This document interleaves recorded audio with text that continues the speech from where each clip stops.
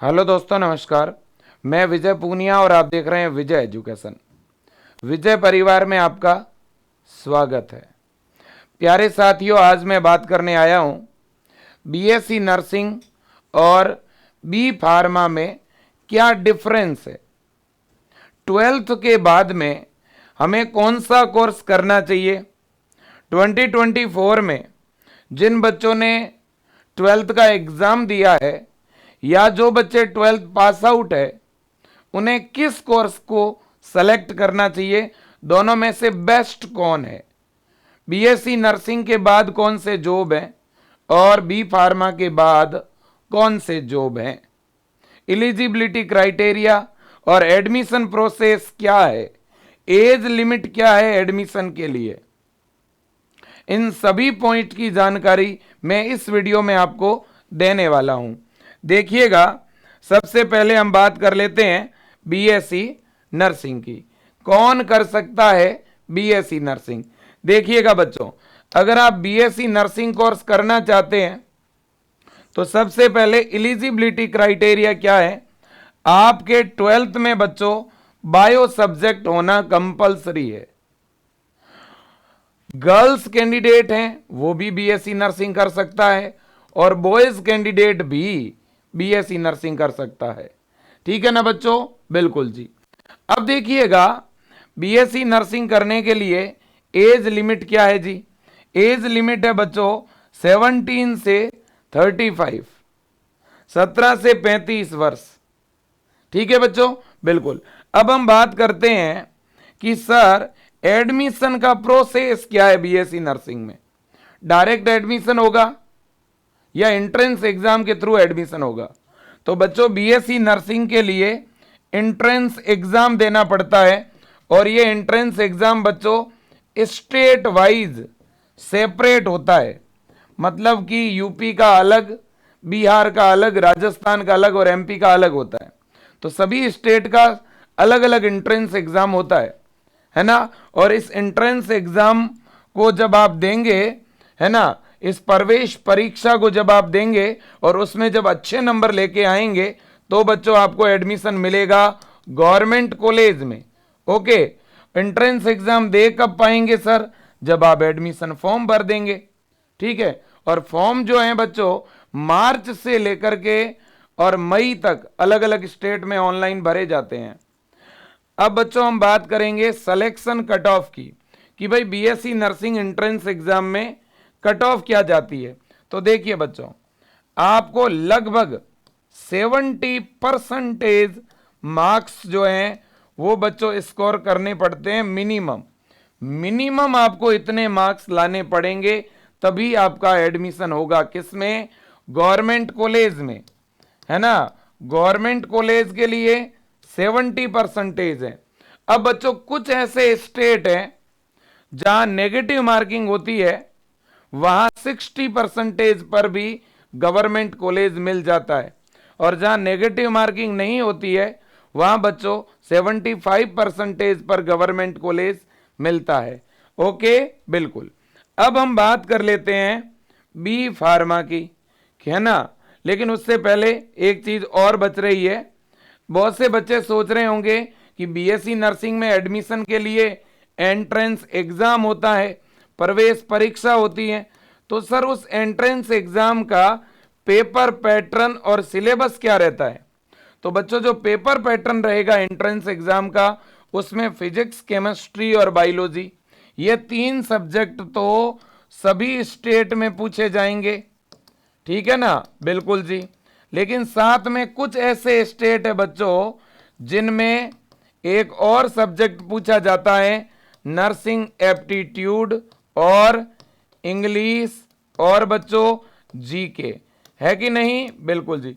अधिकांश राज्यों में तो बच्चों फिजिक्स, केमिस्ट्री, बायो से ही क्वेश्चन आते हैं। लेकिन कुछ ऐसे स्टेट हैं बच्चों जैसे कि यूपी हो गया, है ना, छत्तीसगढ़, उत्तराखंड, आपका हिमाचल प्रदेश, महाराष्ट्र, पंजाब, इन राज्यों के अंदर एंट्रेंस एग्जाम में पीसीबी के साथ नर्सिंग एप्टीट्यूड, इंग्लिश और जीके के भी क्वेश्चन आते हैं। और जो सिलेबस रहता है बच्चों एंट्रेंस एग्जाम का, वो रहता है 11th और 12th का। नंबर ऑफ क्वेश्चन किसी स्टेट में बच्चों 100 क्वेश्चन होते हैं, किसी स्टेट में 200 क्वेश्चन होते हैं, तो नंबर ऑफ क्वेश्चन अलग अलग होते हैं।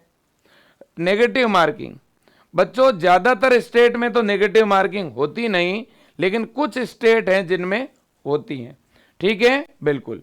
अब हम बात कर रहे हैं बच्चों किसकी, बी फार्मा की। अब बी फार्मा की एलिजिबिलिटी देखिए, बी फार्मा कौन कर सकता है बच्चों। देखो बी फार्मा 12th मैथ का कैंडिडेट भी कर सकता है और 12th बायो का कैंडिडेट भी कर सकता है। यह बड़ा फर्क है। फार्मेसी जो है वो मैथ वाला बच्चा भी कर सकता है भाई, याद रखना।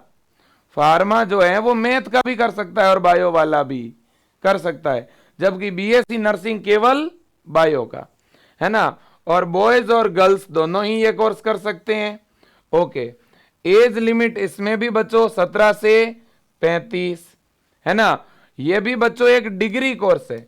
बी फार्मा जो है ये कैसा कोर्स है भाई, डिग्री कोर्स है। और ये कोर्स जो है लगभग बच्चों 4 से लेकर के 5 वर्ष में जाके कंप्लीट होता है ना, बिल्कुल। अब देखिए बच्चों इसमें एडमिशन प्रोसेस क्या है।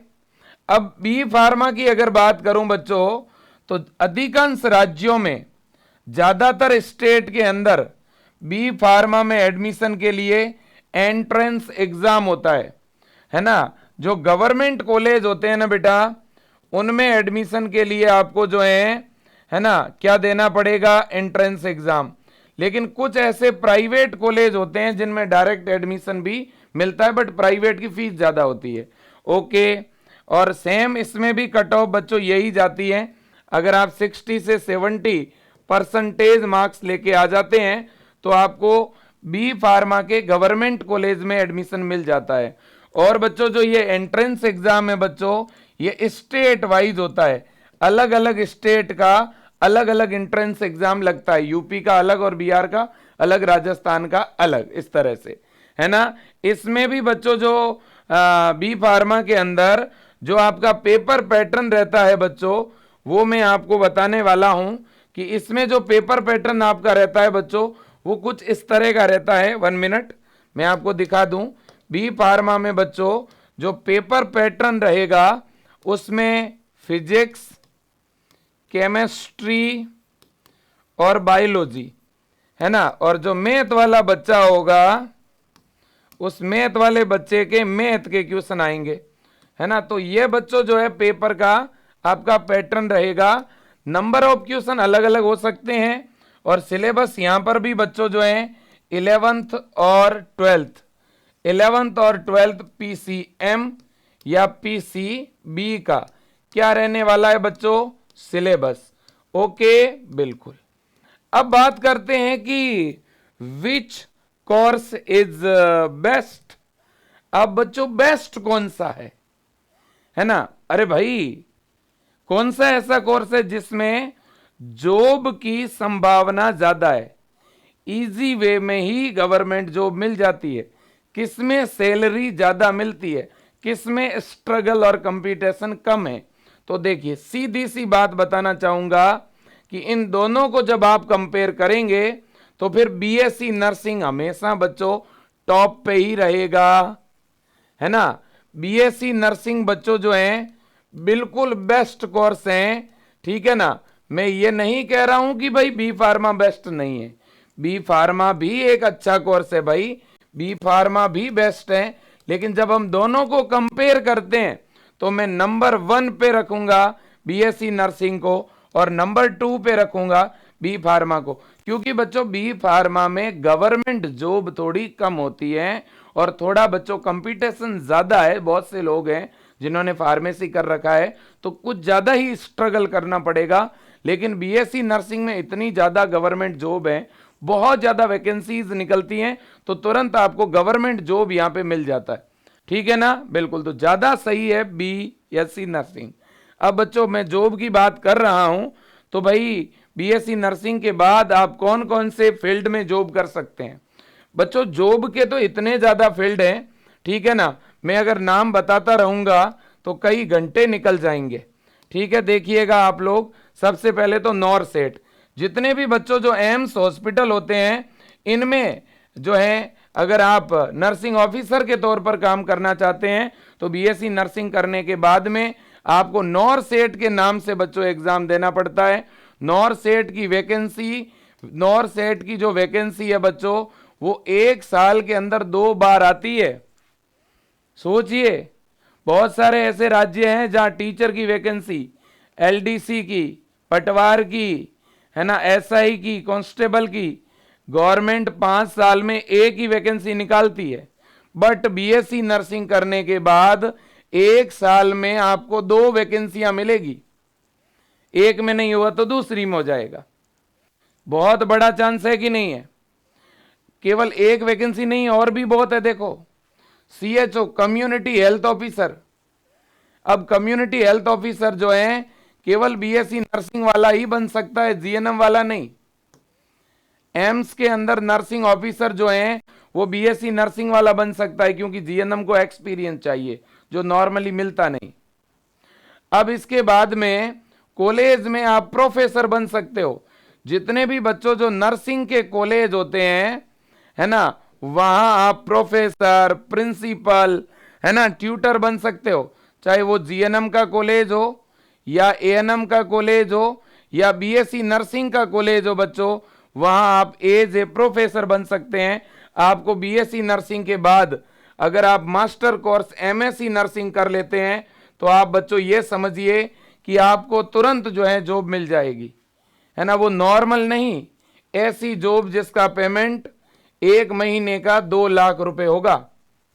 लगभग 20 लाख से 25 लाख का पैकेज होता है एक असिस्टेंट प्रोफेसर का, है ना।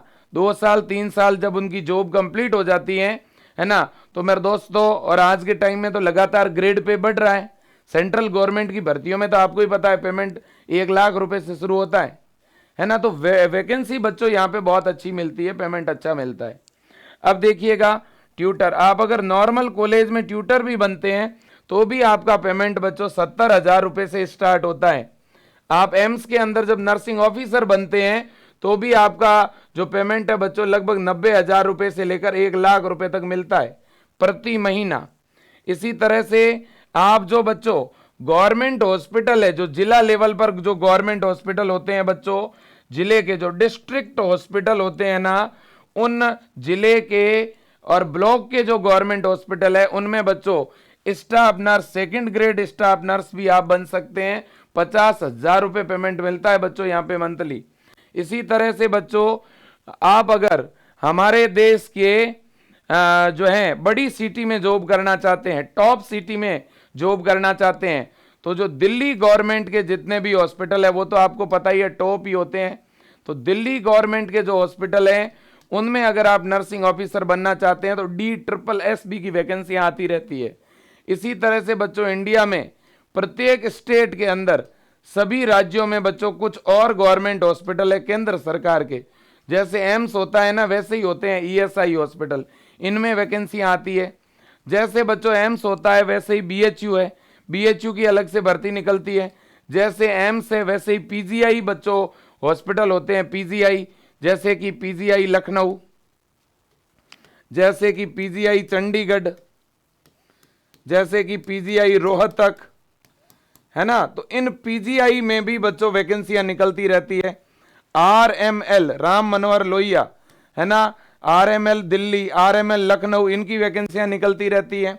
इसी तरह से जिपमेर के नाम से बहुत सारे हॉस्पिटल हैं जिनकी भर्तियां निकलती है। आप बच्चों आउट ऑफ इंडिया, है ना, अब्रोड जाकर के भी बच्चों जो हैं लाखों करोड़ों की सैलरी जो है मेरे दोस्तों वो प्राप्त कर सकते हैं। एब्रोड का मतलब है फॉरेन कंट्री में, जैसे कि आप UK, US, ऑस्ट्रेलिया, है ना, या मेरे दोस्तों जो भी जो है दुबई है, या अलग अलग जो है कंट्री में मेरे दोस्तों जा सकते हैं आप, है ना। UAE में जा सकते हैं आप बच्चों, ठीक है ना, बिल्कुल जी। तो देखिएगा इंडिया की जो टॉप कंट्री है, सॉरी वर्ल्ड की जो टॉप कंट्री है, वहां पर भी आप as a nursing staff job कर सकते हैं। और इंडिया के नर्सिंग स्टाफ की डिमांड फॉरेन में सबसे ज्यादा है। जितना पेमेंट इंडिया में मिलता है उससे 5 से 10 गुना ज्यादा पेमेंट बच्चों फॉरेन में मिलता है। ठीक है ना, बहुत सारे लोग जा रहे हैं। ठीक है ना, बिल्कुल। अगर आप फॉरेन में 5 साल भी नौकरी करके आते हो तो इंडिया में 40 साल की नौकरी के बराबर आपको पेमेंट मिलेगा। ठीक है ना, बिल्कुल। इसके लिए कुछ छोटे मोटे एग्जाम देने पड़ते हैं, जैसे एनक्लेक्स आरएन हो गया, है ना, जैसे मेरे दोस्तों एलेट्स हो गया। ठीक है ना। अब हम बात करते हैं बी फार्मा। बी फार्मा के बाद कौन कौन से जॉब है जी? देखो, अगर आपने बी फार्मा कर लिया है तो बी फार्मा के बाद बच्चों प्राइवेट जॉब ज्यादा है, गवर्नमेंट जॉब कम है ना। और देखो, बीएससी नर्सिंग के बाद आप प्राइवेट जॉब भी कर सकते हो। इंडिया के टॉप प्राइवेट हॉस्पिटल में भी नर्सिंग ऑफिसर के तौर पर काम कर सकते हो। ठीक है ना, बिल्कुल। इसके अलावा जो एनएचएम है दोस्तों, उसकी भी कॉन्ट्रैक्ट बेस पे भी बीएससी नर्सिंग वालों की बहुत सारी वैकेंसियां निकलती है। कुल मिला के मैं इतना कहूंगा कि अगर आपने बीएससी नर्सिंग कर लिया, आप बेरोजगार नहीं रहेंगे। बीएससी नर्सिंग करते ही आपको जॉब मिल जाएगी, ये कंफर्म है ना, बिल्कुल। अब है बी फार्मा। बी फार्मा वालों के लिए सबसे अच्छी जो जॉब है वो है सेल्स एंड मार्केटिंग। बहुत सारे ऐसे लोग हैं जो सेल्स और मार्केटिंग में बहुत अच्छा कमा रहे हैं, लेकिन इसमें स्टार्टिंग पेमेंट काफी कम मिलता है। लेकिन फिर धीरे धीरे अगर आप कोई अच्छी कंपनी से जुड़ जाते हैं, है ना, तो भाई साहब आपको बहुत अच्छा पेमेंट भी मिलता है ना, बिल्कुल जी। इसके अलावा बच्चों, एक जो बी फार्मा वाला कैंडिडेट है, अगर वो गवर्नमेंट जॉब करना चाहता है ना, बी फार्मा के बाद, तो गवर्नमेंट भर्तियां भी निकलती है ना। एम्स के अंदर, रेलवे के जो हॉस्पिटल है उनमें, इन रेलवे के हॉस्पिटल में बच्चों बीएससी नर्सिंग वाले जो कैंडिडेट होते हैं उनकी भी भर्ती निकलती है। आर्मी हॉस्पिटल में भी बीएससी नर्सिंग वालों की भर्ती निकलती है बच्चों। ठीक है कि नहीं है, बिल्कुल जी। तो मेरे दोस्तों, गवर्नमेंट की भी जॉब निकलती है। इसी तरह से ईएसआई हॉस्पिटल है, एम्स हॉस्पिटल है, इनमें भी फार्मासिस्ट के नाम से वैकेंसी निकलती रहती है। फार्मासिस्ट के नाम से बच्चों, आपका जो जिला है, आपके जिले के जो डिस्ट्रिक्ट हॉस्पिटल हैं, इनमें भी जो भी मेडिकल बना होता है उन पर फार्मासिस्ट की भर्ती आती रहती है ना। लेकिन ये वैकेंसियां कम आती है, बहुत ज्यादा नहीं आती, लेकिन हाँ वैकेंसी निकलती है, ये कंफर्म है ना, बिल्कुल जी। इसके बाद में बच्चों, आप फार्मा इंडस्ट्री के अंदर जॉब कर सकते हैं। ये बच्चों वो इंडस्ट्री है, ठीक है ना, जिसमें सैलरी काफी अच्छी मिलती है, लेकिन ये प्राइवेट फील्ड है बच्चों, गवर्नमेंट फील्ड नहीं है ना। आप प्रोडक्शन, जहां पे बच्चों मेडिसिन बनती है, वहां पर आप जॉब कर सकते हैं। इसके अलावा आप अगर टीचिंग फील्ड में जाना चाहते हैं तो बच्चों आप फार्मेसी के जो कॉलेज है उनमें एज ए प्रोफेसर पढ़ा सकते हैं। जैसे डी फार्मा का जो कॉलेज है उनमें आप एज ए बच्चों प्रोफेसर जो है पढ़ा सकते हैं।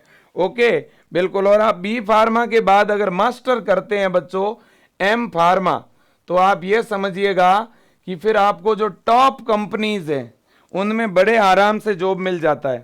इसी तरह से एक गवर्नमेंट वैकेंसी निकलती है बच्चों ड्रग्स इंस्पेक्टर के नाम से। ड्रग्स इंस्पेक्टर जो हैं वो मेरे दोस्तों गवर्नमेंट पोस्ट है। प्रत्येक डिस्ट्रिक्ट लेवल पे एक या कुछ ड्रग्स इंस्पेक्टर होते हैं जो सारे जितने भी उस जिले के जो मेडिकल होते हैं बच्चों उनकी जांच करते हैं, मेडिसिन की जांच करते हैं, है ना, बिल्कुल जी। इसी तरह से मेरे दोस्तों मेरे दोस्तों विजिलेंस, देखिएगा मेरे दोस्तों, फार्मा फील्ड के अंदर अगर मैं बात करूं मेरे दोस्तों, तो बहुत सारे विजिलेंस ऑफिसर होते हैं जो मेरे दोस्तों कहीं ना कहीं उस फील्ड के अंदर, ठीक है, अगर मैं बात करूं मेरे दोस्तों, मैं बार बार जब फील्ड की बात कर रहा हूं तो आप ये समझ लीजिएगा कि जितने भी मेडिकल होते हैं जो बड़े बड़े, चाहे वो प्राइवेट हॉस्पिटल से एसोसिएट हैं या मेरे दोस्तों कोई किसी गवर्नमेंट सेमी गवर्नमेंट टाइप के हैं, तो वहां पर भी बहुत सारे ऑफिसर हैं जो विजिट करने के लिए आते हैं, है ना, या वो उनको अप्रूवल भी देते हैं, है कि नहीं है। तो इस तरह से भी वैकेंसियां इनके लिए निकलती हैं। इसके अलावा मार्केटिंग की बात मैं पहले कर चुका हूं, मार्केटिंग और सेल्स की। इसी तरह से आप हेल्थ इंस्पेक्टर बन सकते हैं, ठीक है ना। और भी बहुत सारी पोस्ट हैं। फार्मेसी करने के बाद क्या सर हम एब्रोड जा सकते हैं, है ना, तो बिल्कुल आप अब्रोड भी जा सकते हैं, आउट ऑफ इंडिया फॉरेन जाकर के भी जॉब कर सकते हैं, ठीक है ना, बिल्कुल जी। लेकिन मुझे दो बड़ी चीजें यहाँ पे ज्यादा अच्छी तरह से दिख रही है बी फार्मा के बाद। एक तो आप सेल्स और मार्केटिंग का, और दूसरा बच्चों आप फार्मासिस्ट के तौर पर काम कर सकते हैं, ठीक है ना। तो ये दो ऐसे फील्ड है बच्चों जो ज्यादा कहीं ना कहीं यूज में लिए जाने वाले फील्ड हैं, ठीक है कि नहीं है? बिल्कुल जी। अब देखिएगा मेरे प्यारे दोस्तों, अगर आप चाहते हैं कि भाई आपको एक गवर्नमेंट कॉलेज में एडमिशन मिले बीएससी नर्सिंग में या बी फार्मा में, आप अगर एंट्रेंस एग्जाम की प्रिपरेशन करना चाहते हैं तो आप विजय एजुकेशन ऐप डाउनलोड कीजिए। विजय एजुकेशन ऐप में हम फार्मेसी की कंप्लीट प्रिपरेशन करवा रहे हैं, फार्मेसी और बीएससी नर्सिंग एंट्रेंस एग्जाम की तैयारी करवा रहे हैं और बहुत ही कम फीस में। मेरे प्यारे बच्चों, मैं आपको बता दूं, हमारी तो फीस तो कम है ही, लेकिन हम हमारे देश के ऐसे बच्चों को भी पढ़ाते हैं जिनके घर में कोई कमाने वाला नहीं है। हम ऐसे बच्चों को पढ़ाते हैं जो दिव्यांग है, जो अपंग है। हम ऐसे बच्चों के लिए भी काम करते हैं जो पढ़ना तो चाहते हैं, जिनके सपने तो बहुत बड़े हैं, लेकिन कोई ना कोई ऐसी दिक्कत, ऐसी परेशानी जिसकी बदौलत उनका 2 साल का 4 साल का गैप हो गया 12th के बाद। ऐसे बच्चों को भी हम आगे बढ़ने के लिए मोटिवेट करते हैं, हम सही जो है उन्हें गाइडेंस देते हैं, उनकी काउंसलिंग करते हैं।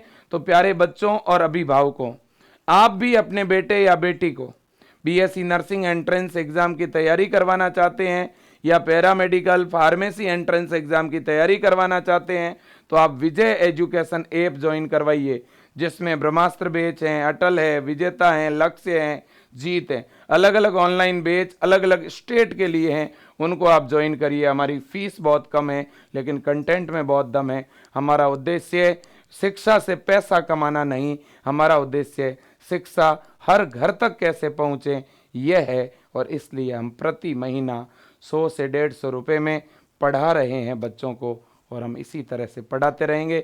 आपके सपोर्ट और सहयोग की हमें बेहद ज़रूरत है। स्क्रीन पे जो नंबर दिख रहे हैं आप इन नंबरों पे कॉल करके या इन नंबरों पे व्हाट्सएप मैसेज करके भी ज़्यादा जानकारी ले सकते हो। Thank you so much. जय हिंद और वंदे मातरम।